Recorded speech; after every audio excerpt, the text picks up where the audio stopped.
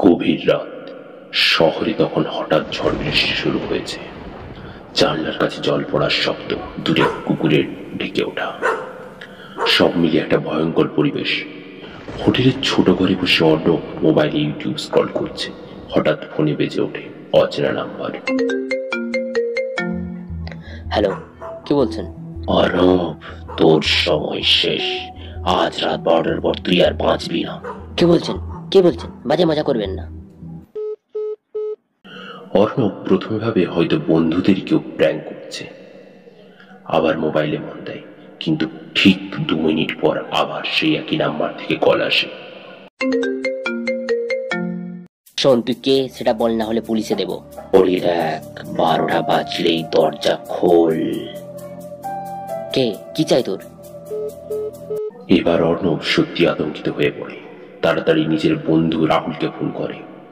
Rahul, please এখানে চলে আয়, আমি ভীষণ ভয় পাচ্ছি। আরে ধুর, তুই তো একেবারে বাচ্চা বাচ্চা হয়ে গেলি।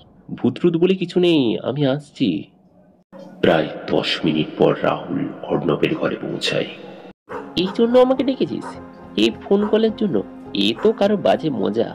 না রে, ওর গলাটা শুনলি না, যেন কেউ মরতে বসেছে।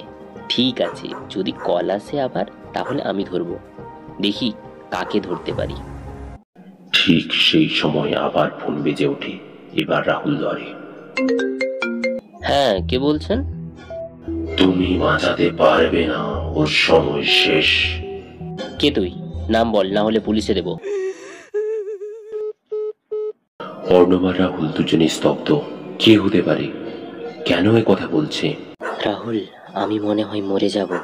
আমি আছি না, কিচ্ছু হবে না। ঘড়ির কাঁটা ধীরে ধীরে এগোচ্ছে। বৃষ্টি বাড়ছে। জানলার বাইরে বিদ্যুতের ঝলকানি। ঘরের ভেতরে আলো নিভে গিয়ে আবার জ্বলে ওঠে। অর্ণব কাঁপতে থাকে।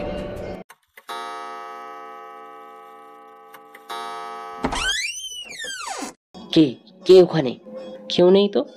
কেউ নেই, কিন্তু ভিজে পায়ের ছাপ ধীরে ধীরে ঘরে ঢুকছে, অথচ কাউকে দেখা যাচ্ছে না। রাহুল দেখ, ছাপ ভেতরে আসছে। অর্ণব, আমি মনে হয় ভুল করছি, এটা মজা নয়। পরদিন সকালে হোটেলের লোকের দরজা ভাঙলো। ঘরটা ফাঁকা। অর্ণব আর রাহুল দুজনেই নেই। শুধু মেঝেতে শুকিয়ে যাওয়া ভিজে পায়ের ছাপ আর অর্ণবের মোবাইল, যেটাতে শেষ ইনকামিং কলের নাম্বার দেখা যায়। অর্ণব নিজেই।